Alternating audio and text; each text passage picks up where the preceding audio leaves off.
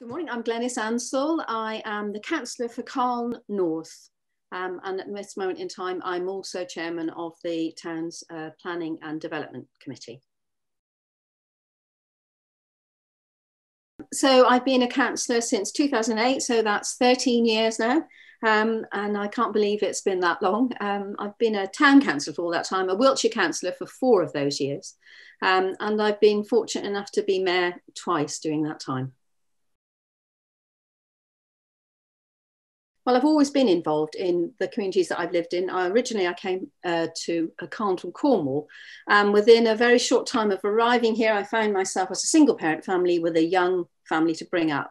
And I missed my family in Cornwall terribly and my relations, but Cllr stepped up and everybody was really helpful. I was in the mums and toddlers group. Everybody was helpful there. People in the church were helpful and people in the town.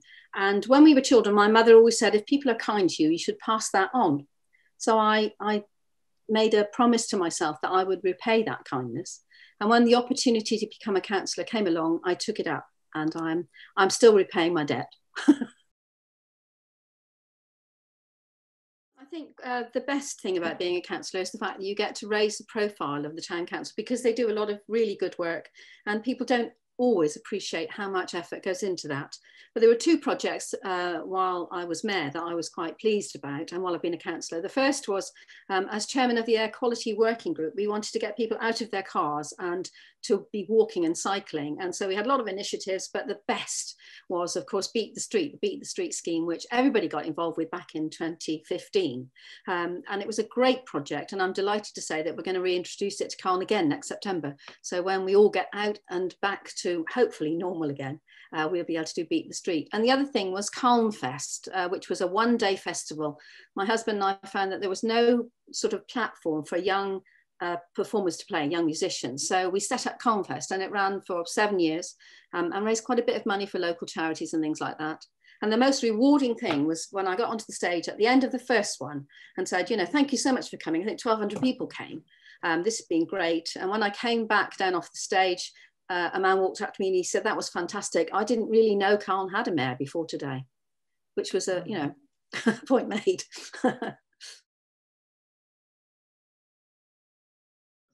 I think the most important thing, and it's something that's applied to me all my life, is to listen before I speak.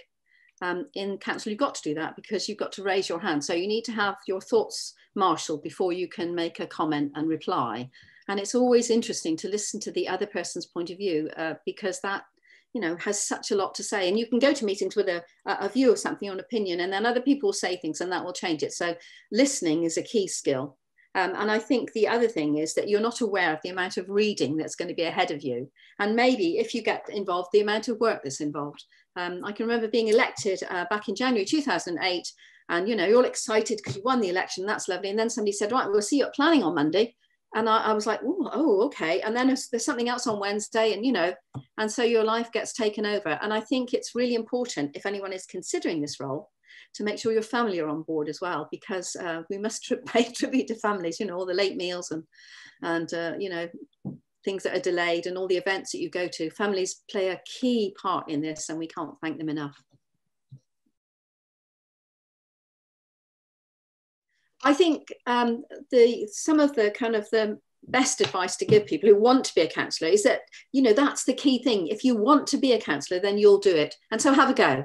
And there's plenty of support for you along the way. There will be lots of meetings, there'll be lots of reading. You'll learn such a lot. I know so much more about planning now and about air quality and those things that I never would have done before. And of course, with the COVID crisis, you know, we've learned a lot too about the interaction of people. So it's a learning curve. So I think lifelong learning is good, keeps you young.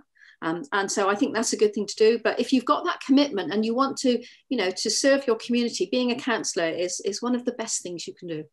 I'd recommend it. Even after these 13 years, I'd still recommend it. I think too, it's interesting to note that town councillors don't receive any money. They don't get paid anything for the job they do. So you're making a time commitment to society and to your town, and you're giving your time. That's the important thing. A lot of people think that, you know, we do it for the money. Well, no one would do it for the money because, you know, I don't think there's enough money around to kind of compensate a councillor for the lost meals, you know, the delayed events and things and the effect it has on your family. But also, you know, there's that great reward from actually doing casework, from helping people to get things put right, you know, whether it's, you know, noisy neighbours or, you know, people who've got problems with planning, we can actually help. And that's really important. So it's a great job. It's not paid at all, but it's a great job. And I'd still recommend anyone does it.